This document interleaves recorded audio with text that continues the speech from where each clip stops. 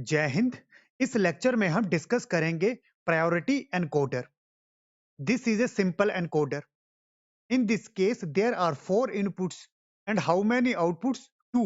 It is known as 4 cross 2 encoder. This is a truth table. There are 4 inputs and 2 outputs. Class, in the case of encoder, at a time कोई एक input active होनी चाहिए। जैसे first case में I0 logic 1 है, rest all are 0। Second case में I1 1 है and rest all are 0। Third case में I2 1 है, rest all are 0। And fourth case में I3 1 है एंड रेस्ट ऑल आर 0। तो सिंपली एनकोडर के केस में एट ए टाइम कोई एक इनपुट एक्टिव होनी चाहिए। अब एनकोडर में आउटपुट कैसे मिलती है? आउटपुट डिपेंड करती है कौन सी इनपुट एक्टिवेटेड है। जैसे इस केस में I0 एक्टिव है तो 0 का बाइनरी कोड 00 होगा, तो आउटपुट में हमें 00 मिला। इस केस में I1 एक्टिव है तो 1 की बाइनरी वैल्यू 01 हमें आउटपुट में मिली। यहां पर I2 एक्टिव है तो आउटपुट में हमें बाइनरी कोड 10 मिला। यहां पर I3 एक्टिव है तो आउटपुट में हमें 11 बाइनरी कोड मिला। अब क्लास, अब इस एनकोडर की एक ड्रॉबैक है। ड्रॉबैक है एट ए टाइम कोई एक इनपुट बिट एक्टिव होनी चाहिए। अगर मोर देन 1 इनपुट बिट एक्टिव हो जाती है, जैसे I0 एक्टिव है, I1 एक्टिव है, I2 0, I3 0, अब आउटपुट क्या होगी ये एनकोडर नहीं बता सकता। इन सेम वे अगर 3 इनपुट बिट एक्टिव हो जाए एट ए टाइम, आउटपुट क्या होगी हम नहीं बता सकते। तो this is A drawback of simple 4 cross 2 encoder. In same way अगर सारी की सारी वैल्यूज 0 हो जाएं तब क्या आउटपुट होगी? तो ये सिंपल 4 क्रॉस एनकोडर नहीं बता सकते। तो these are the drawback of simple 4 cross 2 encoder. इन्हीं ड्रॉबैक को हमने रिमूव किया with the help of priority encoder. This is a priority encoder. In the case of 4 cross 2 priority encoder, there are 4 inputs I0, I1, I2, I3। I0 बताएगा 0 digit को, I1 input बताएगा 1 digit को, I2 बताएगा 2 digit को और I3 बताएगा 3 digit को। And there are 2 outputs Y0 and Y1। अब प्रायोरिटी एनकोडर में क्या होता है? इनपुट I3 की प्रायोरिटी ज्यादा होगी I2 से और I2 की प्रायोरिटी ज्यादा होगी I1 से और I1 की प्रायोरिटी ज्यादा होगी I0 से। अब इस केस में आउटपुट कैसे मिलता है? प्रायोरिटी एनकोडर में आउटपुट हमें मिलेगा according to that input which has highest priority. Again I am repeating, priority encoder में आउटपुट कैसे मिलेगा? ये डिपेंड करेगा कि किस इनपुट की हाईएस्ट प्रायोरिटी है।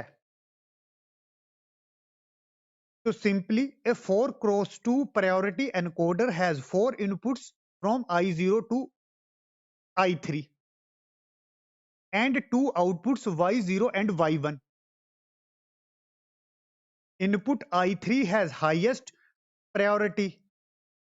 I0 has the lowest priority. आप यहां से देख सकते हो I3 has the highest priority and I0 has the lowest priority.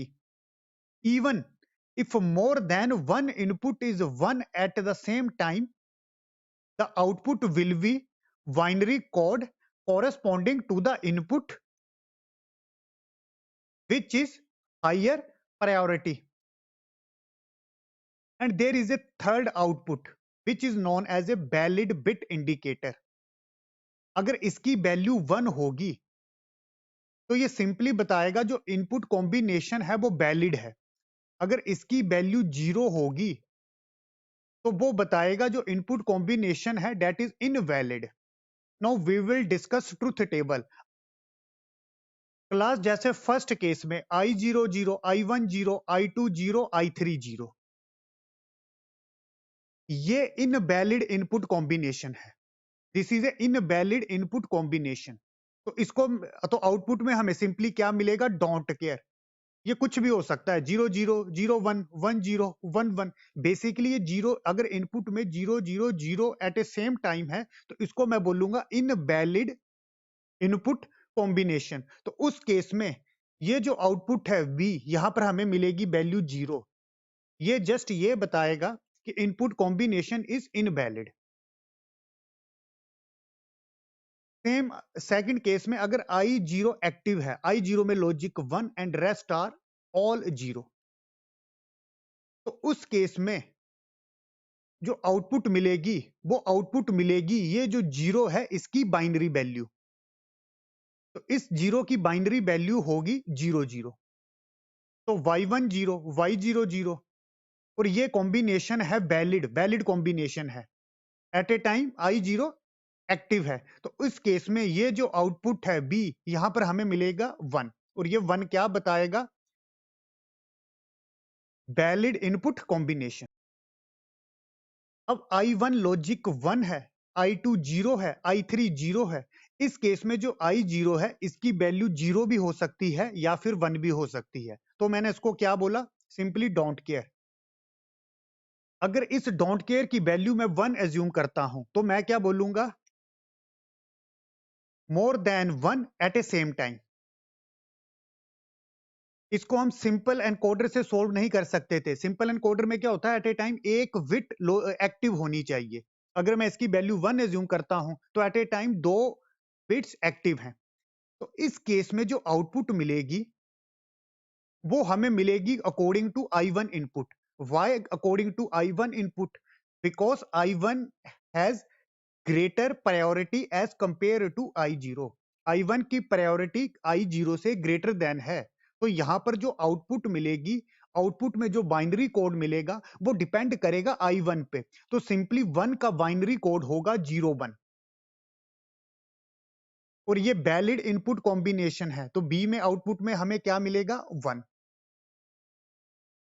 Same class अगर I2 की वैल्यू 1 है, इस केस में I0 और I1 की वैल्यू कुछ भी हो सकती है, 0 0 भी हो सकती है, 0 1 भी हो सकती है, 1 0 भी हो सकती है, 1 1 भी हो सकती है। तो मैंने रिप्रेजेंट किया डोंट केयर। अब इस केस में जो आउटपुट हमें मिलेगी वो डिपेंड करेगी I2 पे। I2 पे क्यों डिपेंड करेगी, I2 एक्टिव है, I2 में लॉजिक 1 है, एंड सिंपली I2 की जो प्रायोरिटी है वो greater than both I1 and I0। इसीलिए यहां पर जो आउटपुट मिलेगी वो अकॉर्डिंग टू I2 मिलेगी। तो 2 को हम बाइनरी में कैसे लिखेंगे, 1 0। And this is a valid input combination. तो यहां पर आउटपुट में हमें क्या मिलेगा, अगेन 1। लास्ट केस, अगर I3 में मुझे लॉजिक 1 मिला और ये सिंपली I0 I1 और I2 में कोई भी वैल्यू हो सकती है, 0 भी हो सकती है या फिर 1 भी हो सकती है। तो मैंने सिंपली इसको रिप्रेजेंट किया डोंट केयर। अब क्लास जो हमें आउटपुट मिलेगी वो डिपेंड करेगी I3 पे।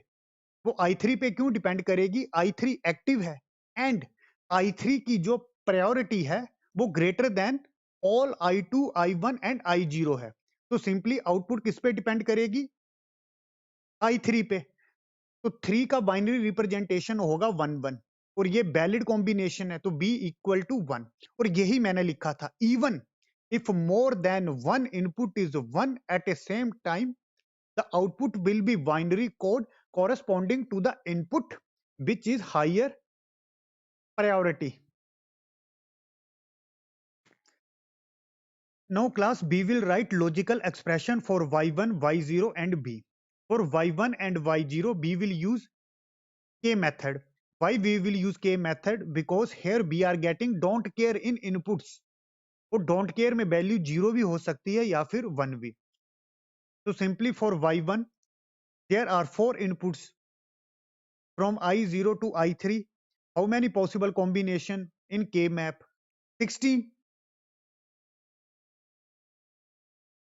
अब क्लास मुझे y1 में आउटपुट 1 कहां मिला, at this place, at this place. अब कॉरेस्पॉन्डिंग मिन टर्म क्या होगा, this is don't care. For this one, this is don't care. This is 1 and 0.